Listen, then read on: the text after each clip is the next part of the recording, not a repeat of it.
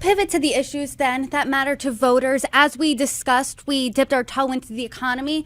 The economy and immigration continue to be top issues for voters.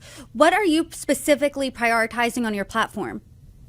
Yeah, we see this here in Denver. Matter of fact, we were just featured nationally on how that the policy of being welcoming to, being a sanctuary city, which is really turning into a sanctuary state, has really blossomed into a big issue. So obviously that border is really got to be fixed. I hope that it's fixed before I arrive on the scene there. But if it's not, that's got to be one of the first priorities that we go after. I have personally done a whole lot of legislation with the issue of fentanyl and the effects it has had in Colorado, as Colorado is ranked 1 or 2 for fentanyl deaths in the country for the last couple of years. And I know a lot about that issue, and it's more than just an open border. It's what happens once it gets inside the border that conversation needs to occur on how we deal with it once it gets within the border. So I see myself championing legislation that will really focus on getting to the crux of the fentanyl issue and what we can do to get ahead of that before we see the next generation of very harmful synthetic opioid that starts killing our children. And it's different than just an opioid because you don't recover from a fentanyl death. And so we've got a lot of legislation out there right now that is heartfelt and well intended to make sure that people have options for recovery, but you don't recover from a fentanyl overdose.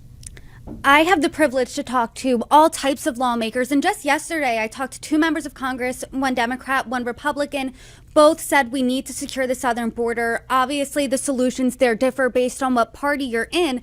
As someone who is technically an outsider, not in Congress yet, what do you think is missing from this conversation? Yeah, boy, it's baffling because it is such an obvious issue that needs to be addressed. And I think there's a real appetite on both sides of the aisle for this, for, no pun intended, but for that gap to be closed. And I think it has to do with what I think is kind of the overall problem in general, which is we have people there that are so worried about the next Twitter feed that they're not actually doing their job. And so I look forward to establishing those relationships with the other side of the aisle, and working with him and saying, look, I come from a district where I can do what's right because it's a safe Republican district. What can I do to help you in your district? And this is me talking to a Democrat member. What can I do that you can't do politically that I can help out? I think there's going to be some real opportunities, especially with the demographics of CD4 here in Colorado.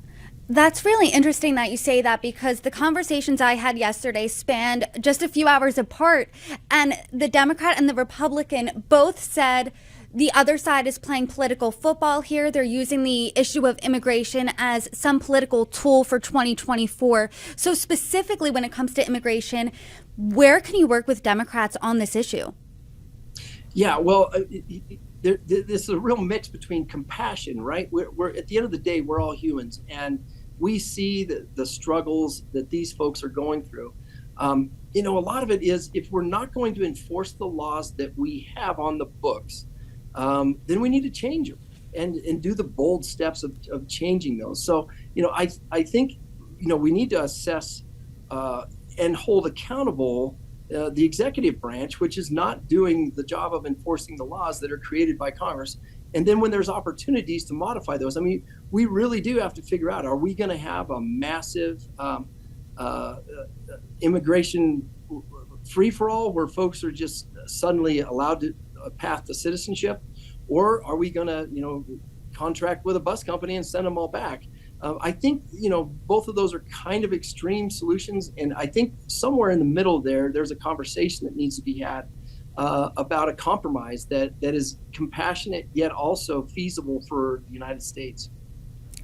And as I'm sure you know, House Republicans now are trying to impeach DHS Secretary Mayorkas. They sent that to a full House vote just this week. What's your reaction about that? Do you think that he should be impeached, or do you think that this is somewhat political theater?